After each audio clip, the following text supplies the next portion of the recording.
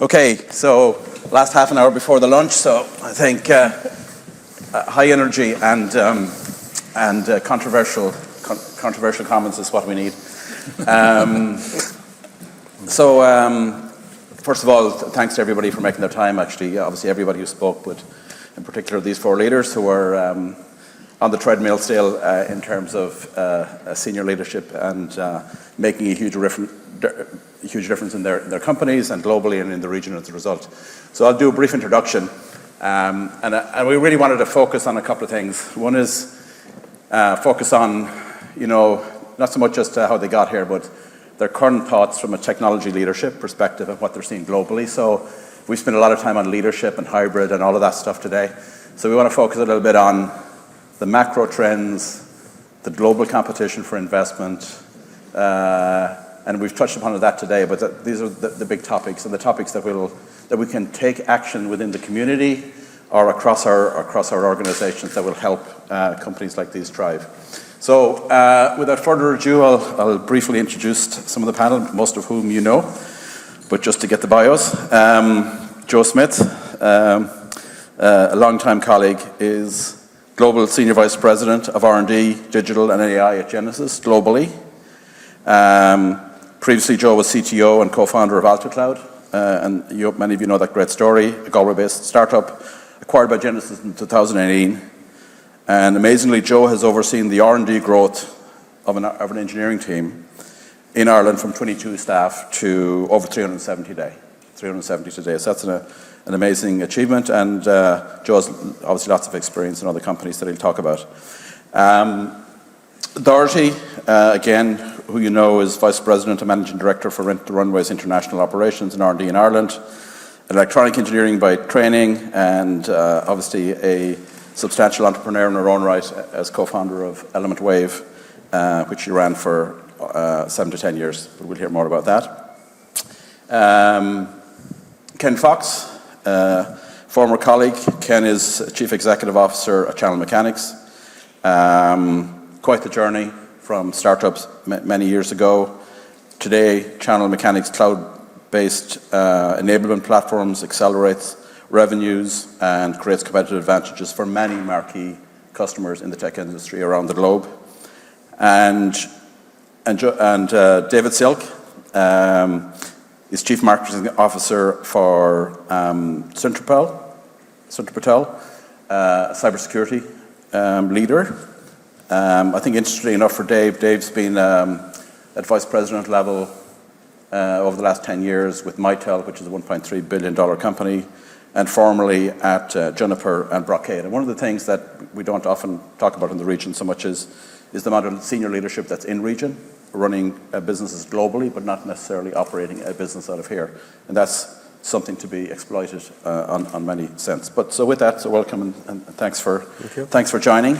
So we're going to start a little bit, maybe expanding on your stories, but to put it back in a tech context rather than just a leadership context, maybe and the excitement that gets you up in the morning, not just about building the teams, but also what you see globally in terms of technology, not so much technology trends, but the things that you're watching, that your competitors are watching, that your team are watching, consequently important for the region. But that drives your global business. So maybe we'll start. And Dave, do you want to start? Sure.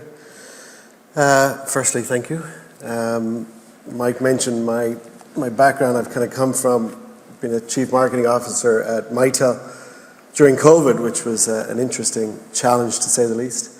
And I've gone the complete opposite way now. We just set up a cybersecurity company here in Galway.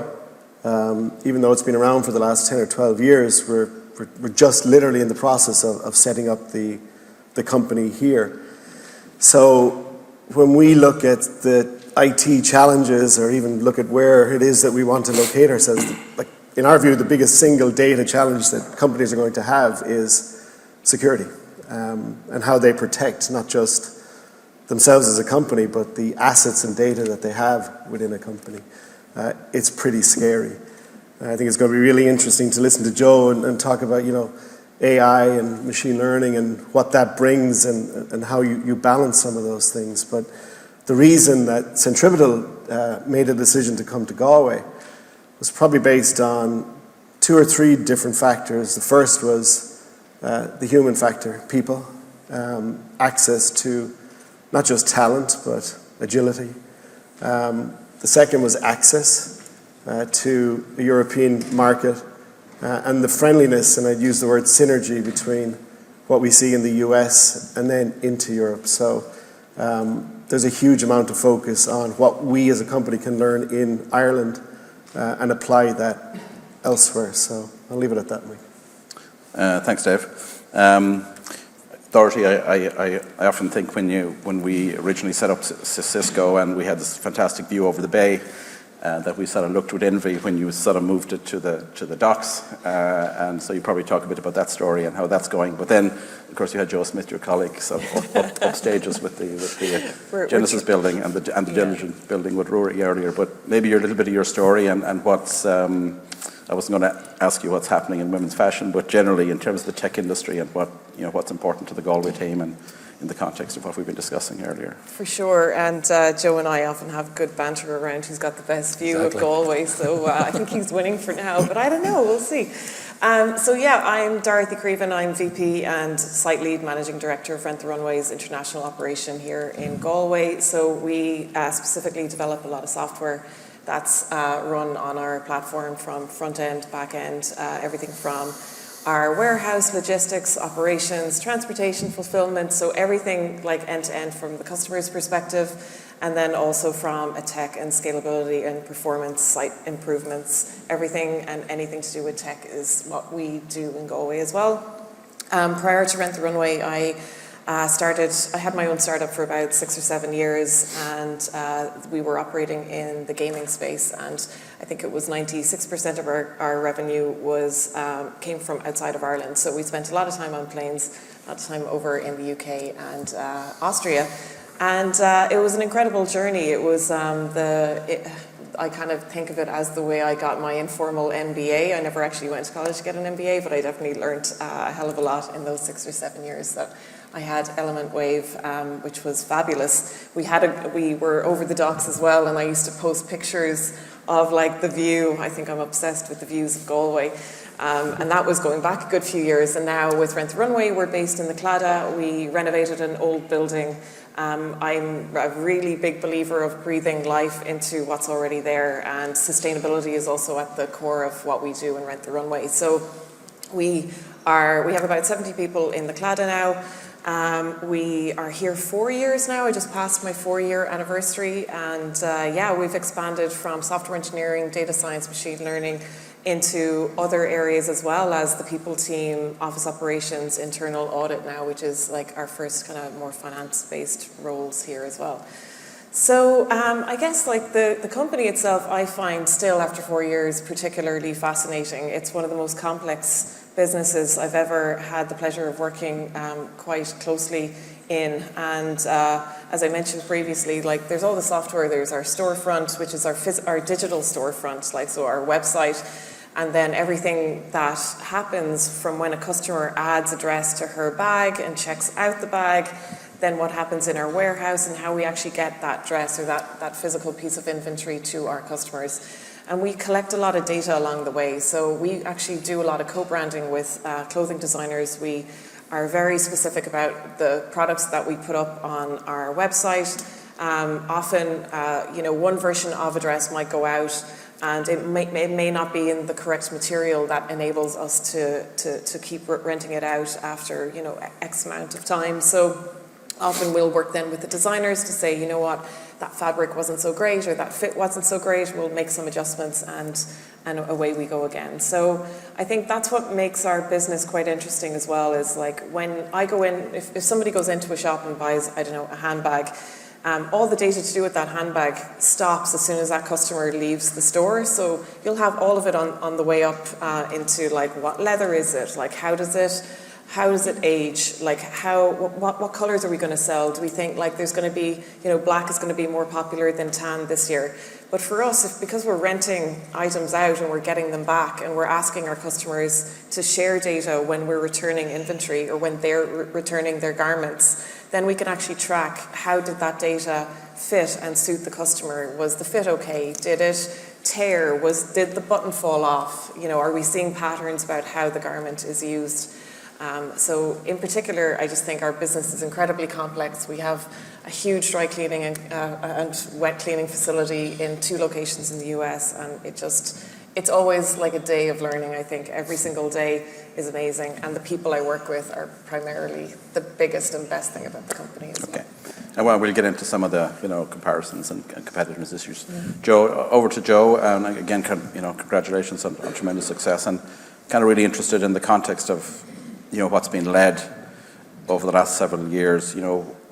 How you've seen, we worked together in the past, how you've seen the talent and the leadership you've had to bring to the table and the types of roles that you've had to, work, and then obviously managing through the changes of the last several years, and sort of put that in a global context in terms of who you work with globally, because we'll bring it back to community and how we become more competitive for the longer term. But again, thanks, Mike.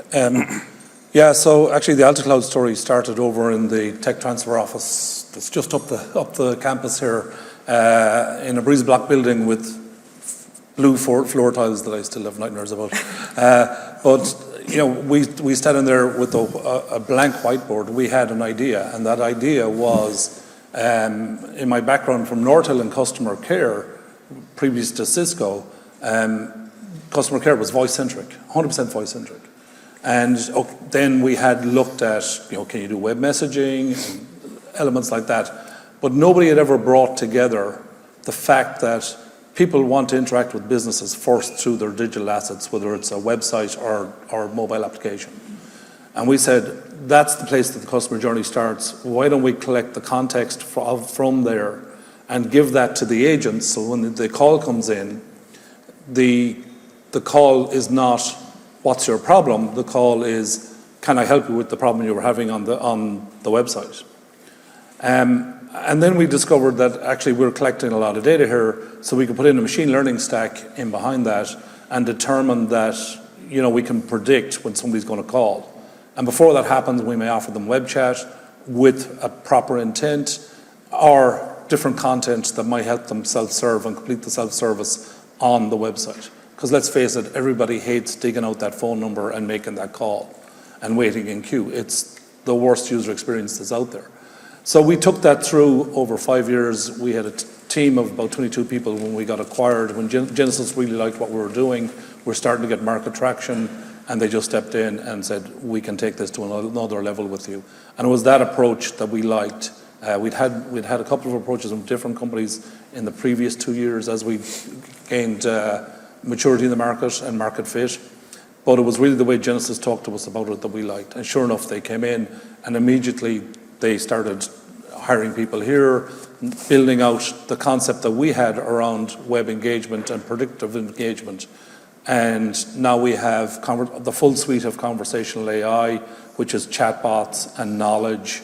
And of course, large language models are setting everybody's hair on fire, but I think it's just another technology that we will digest over the next 2 to 3 years, and it will become another way of working.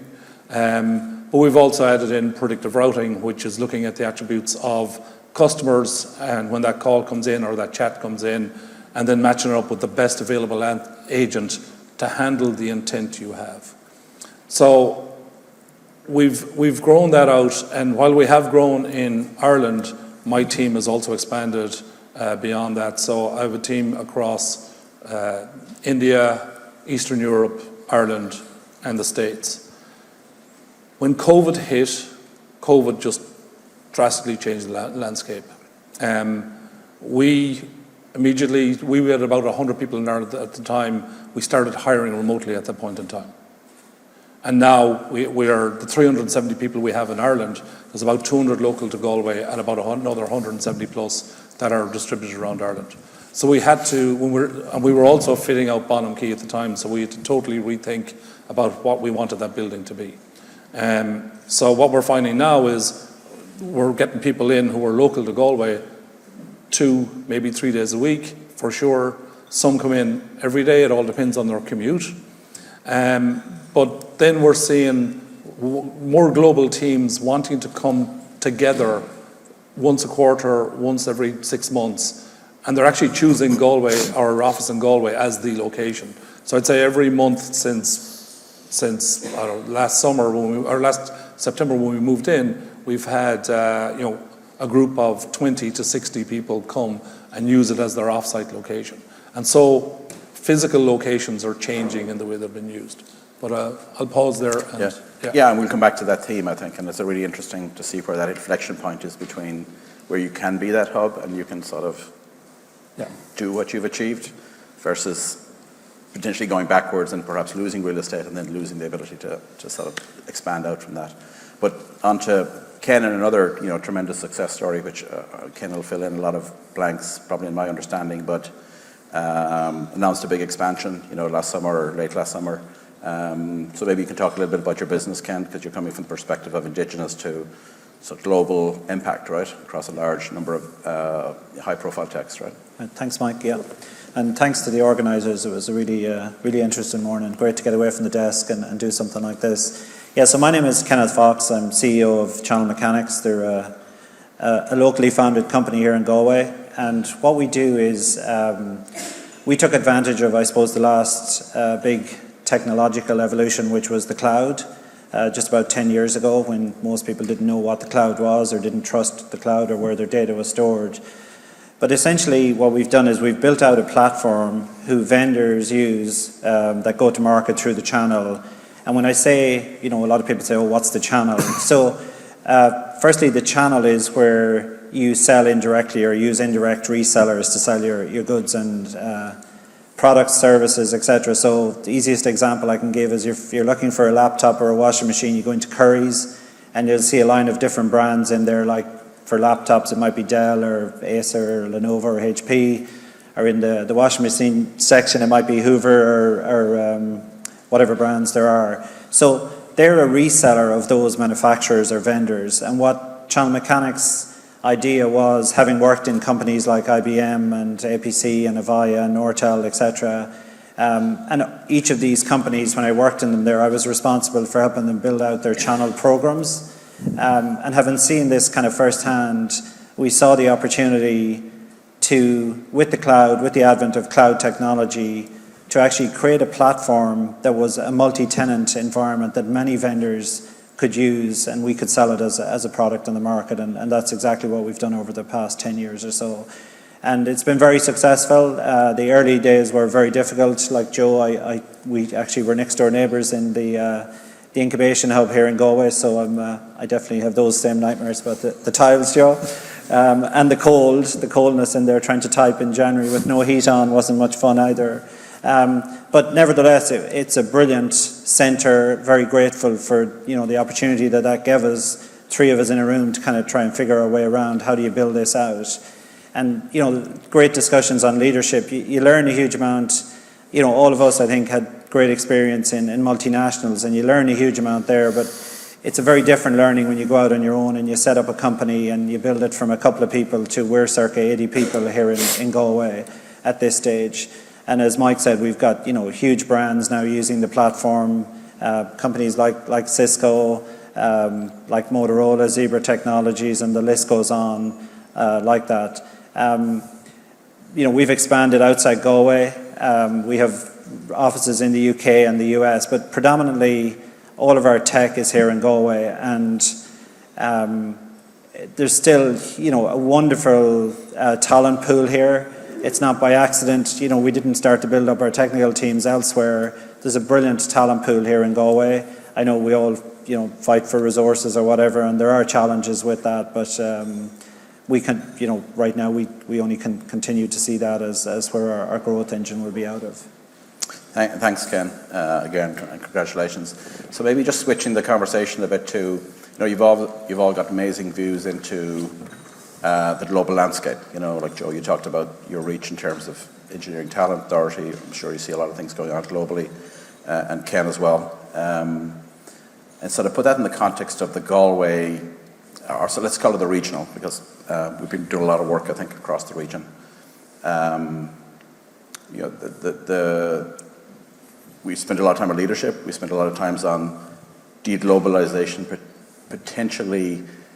I think Rory or somebody or Lorna referred to it as it sort of levels the playing field a bit, and that spirit and that togetherness that created the companies and the growth, perhaps under some risk just because of being able to, on a number of fronts, being the hybrid distributed workforce, the fast onboarding of graduates, which is really important, I think, in terms of the impact traditionally made out of this region.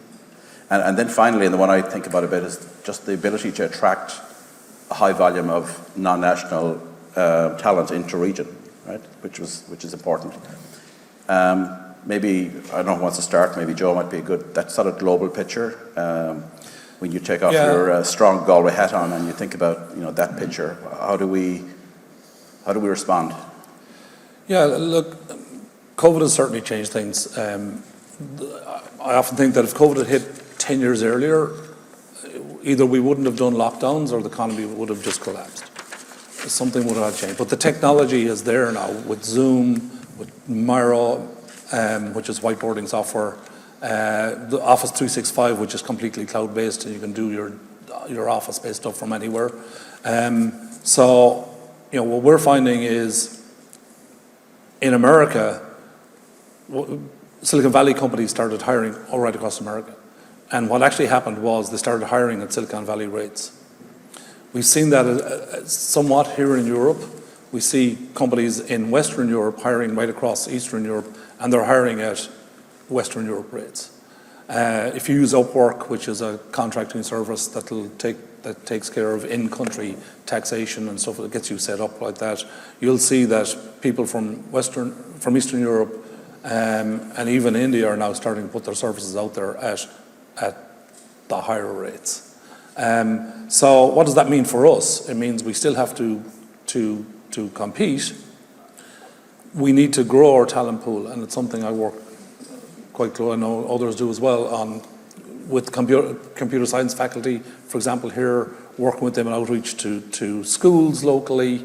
There definitely aren't enough kids coming through computer science. Definitely not. The class is probably, it's under 100 people here. It should be 200 or 300 people every year going through. So maybe I'll pause there and let somebody else. I don't know who else wants to come in there, maybe. Yeah, I'm happy to pitch in. Yeah, so following on from everything that Joe said, which I completely agree with, I think there's an opportunity to look at how we attract more people to the region as well. So there's definitely the long game, or trying to get more and more people choosing careers in computer science, computer science, electronic engineering, all of that kind of great stuff. But it's also how do we all work together to actually attract more people to the region from either, the Dublin market or outside of Ireland or UK or wherever, because the pool gets small, and we all don't want to be, it's inadvertently hiring some people from other companies in Galway. We all can win here, and that's my strong view on it. It's I really have been banging on about this for years. Galway needs everyone in the tech sector to come together and do a big marketing campaign of move to Galway for tech jobs. Because we need to kind of safeguard ourselves for the future as well, because the more companies that come and set up, Rent the Runways, but also the smaller, more indigenous companies, we have to kind of protect the employment landscape across the region, and not just always be going, okay, there's just enough here for these companies. We need to be thinking a bit longer term. How do we attract more to the region? And it does seem, I think we met as colleagues 10 years ago, sometimes even difficult to have I always had a difficulty, but having a conversation on the technology platforms, because there was so much divergence. And now it's such a common conversation in terms of platforms and all the enabling technologies, obviously driven by cloud. And also, I don't think there's sort of a recognition necessarily of software. It's all about software engineering. It's all about software engineering almost enabling all innovation. So that's, I think, something that ITAG and other groups need to think about, the bigger brand, and given how strong and uniquely how strong engineering is, I think, in the tech sector here versus perhaps proportionally on the other sectors. Ken, do you have a perspective on that? Yeah, and it's not just the tech in a company like ours. It's things like customer success in the cloud has become more and more important.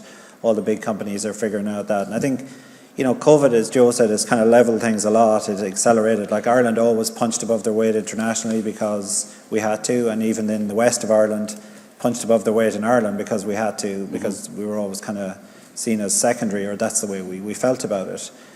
We just had an inferiority complex. Yeah, maybe it is, yeah, but it always kind of felt like that. But that was really successful for us. And you think about, when we worked in multinational land, we always made a point, and somebody mentioned it in one of the presentations earlier, about making sure people come to Galway and experience, Galway, have those leadership meetings in Galway. And even now, say at Channel Mechanics, we've put a huge effort into getting our customers to site. And if they don't come to site, we make sure we go to their sites and do all of these workshops together. And they're very, very successful, both in terms of generating, new business. We call it land and expand. Yeah. And that again, fuels more jobs ultimately and revenue for the company.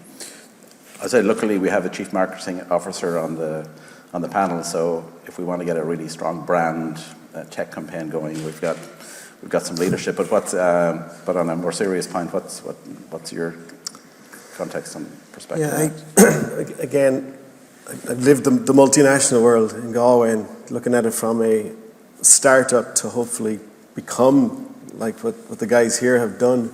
I might have a slightly different view that it's not just necessarily about the physical location, because anybody that we're looking at bringing into the business, it's not necessarily, look, I've got to live in Galway. They love Galway, but they don't necessarily have to live here. I do think the strongest lesson, and again, I'll caveat this by saying it's only been a year trying to figure out how you grow a startup or a new company in Galway, but we underestimate not just the physical location of Galway, we underestimate the ecosystem that we're exposed to in Galway. And one of the greatest assets that we have as a region is the ecosystem of people that we interact with. And again, I was fortunate to have kind of grown up in Nortel, and you still touch that ecosystem every single day. But I do think we over-rotate towards saying, hey, it's about the physical location of Galway and being present here, which is really important. But I think there's an overlay on top of that, which is the incredible power of the ecosystem of intelligence that Galway has produced. And it's done it time and time again. I mean, Galway was going to end when, DEC was leaving, or Compact, and it regenerated itself, and it did the exact same thing in Nortel with Avaya. And the three people here have proven that by having that agility to innovate, you can recreate or create something that's really magical. So I guess in a long-winded way, I mean, for me, the greatest thing that we've seen as a new company in Galway has been the access to intelligence, the access to an ecosystem of people that are willing to help us to learn and become part of not just the community, but the region. And that's really powerful. Yeah, no, agreed. Thanks, Dave. Yeah, and that's, you just pick that up. It's my American colleagues and also my colleagues from Eastern Europe and India are always amazed at how you can walk up the town and kind of know everybody. Well, the Smiths, right? That's a different, right? But it is really important. And, it also, also the reason we did the kind of rugby partnership was we want to be part of the community, and we want to be involved and help, in the Portashed, and to help, or the startups coming through. We'll talk to them. We want to host lots of activities in our building, because it builds community. Yeah. And that is the strength that Galway has. Yeah, just one thing I would say. One thing that ITAG and Carla and some of us have been quite active in is trying to build a lot stronger bridges across internationally, which sort of, let's say, certainly up along, Limerick, Atlow, and in fact there was a couple of members due on the panel for other reasons couldn't make it from Intel and Ericsson. But we've spent quite a bit of time in Settle Kenny. I think David Kenny is probably still in the audience, spoke yesterday from Overstock. So the way we look at it is, it's about the tribes, and I think that's one thing that ITAG, continues to think can drive in partnership with lots of other initiatives, is sort of getting the tribes together, because it's often about tech. Tech is sort of foundational, and then it's about leadership on top of that. So that's a big deal. We're going to finish at top of the hour, and I'm going to ask the panel maybe to think about maybe the top one or two things that I'll also throw it up to the audience just to allow some questions. Top one or two things that you think are important not so much, we're through hybrid, we're through all the things that they are what they are, but in terms of that brand, that community working together, that next generation of tech leaders, both the land and keeping the expand and all of that type of stuff. What are the two things we need to do as a community? And it could be in branding, it could be to do with messages, it could be to do with the college, it could be to do with an international hiring campaign or whatever.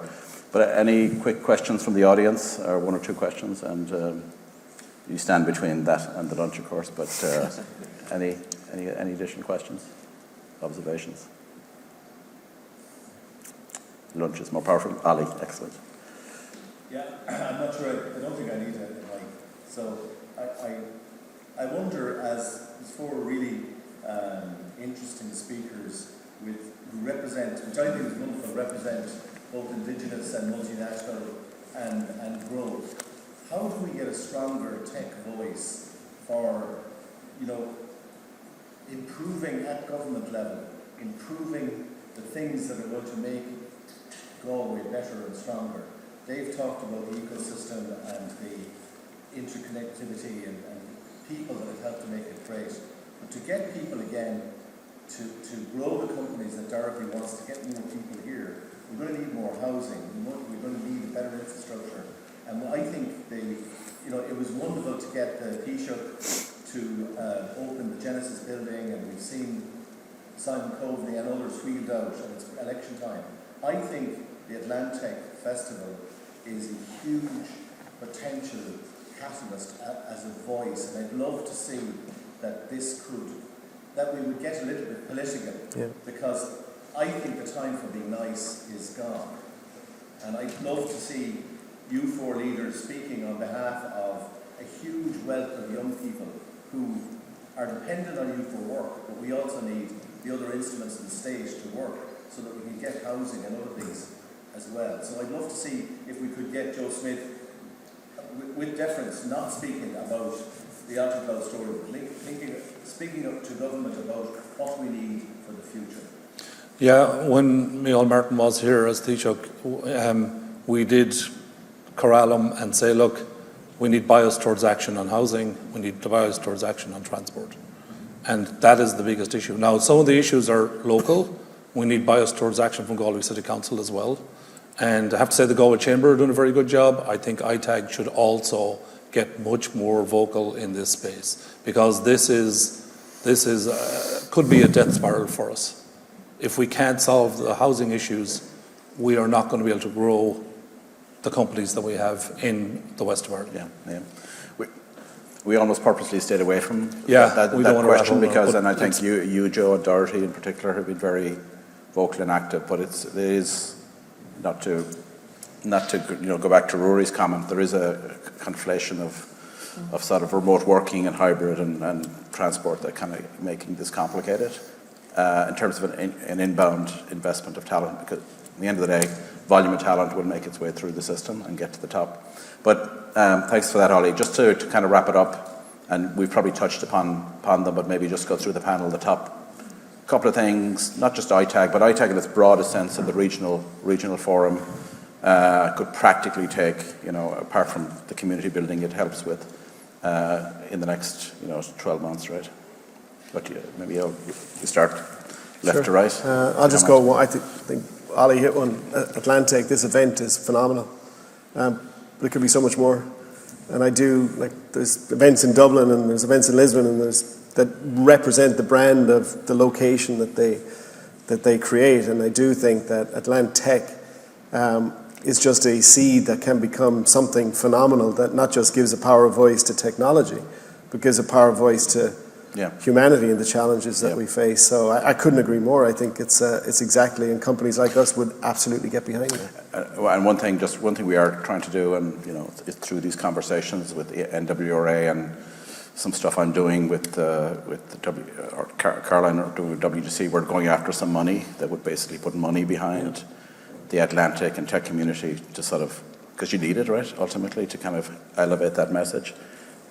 Sometimes, unfortunately, and this is a political thing, the message is, okay, environmental, life sciences, etc. Tech can actually get taken for granted as an enabling platform and get lost in the message. And that's something we need to counteract, right? Because without massive software engineering resources and everything that surrounds that, you lose. Okay, Dorothy, I think sorry. that gives us leverage, though, and I think we should be getting political about it, to be frank. I mean, we have a huge opportunity, and firstly, hats off to Caroline and everyone in Atlantic for everyone in ITAG for putting on this incredible event again this year, because there is appetite for conversations around tech, and that is everything that was spoken about from an AI perspective to the real issues that we're all seeing in Galway around transportation, around the infrastructure that we're really missing here. So I think, yeah, absolutely. I think, Ollie, you mentioned, like, is this an opportunity for us to get a little bit more vocal about it? 100%. But just to kind of shift tack a little bit as well, I suppose what I'm excited to see a little bit more of is more conversations around diversity, inclusion and equality in tech. So we put on an event in Rent the Runway on Monday. The wonderful John Quinlivan, who's down at the back, led the event for us, and it was a conversation, the first of its kind actually, for the LGBTQ plus community in tech. And I think, you know, often we think diversity in tech, okay, women in tech, like, I mean, personally, that's my microphone telling me not to give out about it. But I have talked at length about women in tech, but now it's time to shine the light on another area of underrepresentation in tech. So I'd like to see more of that. Yeah, it was a fantastic event. And super. Joe? Yeah, I think we don't realise the breadth of companies we have now in Galway and the West of Ireland. You know, when I started out, it was digital equipment or nothing, right? Nortel, come on. Well, Nortel, yeah. Sorry, Nortel and digital, that duopoly. But now, like, you know, there's hundreds of companies here, and they're everything from startups to massive companies. So the future is very, very bright, and we just need to keep the wheels churning from the college here, turn out graduates, to applying political pressure to solve the problems that we have. But I do think the future is bright. Okay. And Ken? Yeah, no, like that. I'd be hugely optimistic about, you know, what's to come in the next 10 years. I think Dave's point about the community, it's not, you know, where you are, it's how you build that community. That would be a slight concern in terms of the hybrid model, and we've been a hybrid company long before COVID. But it's still really important when you get people together, whether they're from here or not, you create that sense of community, and that kind of you know, carries itself. So we need to kind of think like that all the time. The political thing is difficult. It's just so much energy you can expend on that kind of stuff versus growing the companies and the hub we have here. I don't have an answer. There's no right or wrong answer to it. But one thing I would say I've noticed, like, be in the States a lot, and say somewhere like, you know, Silicon Valley, which, you know, we all look to as the tech leaders, certain parts of that have where people don't go into the office, and this might seem a little counterintuitive, they've become very soulless. They've become very soulless. So we should be careful that we don't let that happen. Hybrid is great, but I would still say people should congregate to create the community, because what happened over there is people just are bailing out left, right and centre. They're moving. So and to some extent we steered away from the hybrid stuff because I think it is, I think some of the warning bells are real, and they could disproportionately impact our value proposition. But with that, thank you very much. I don't know if, Caroline, you want to say any closing words? And thank you very much to the panel, as always, for their valuable time.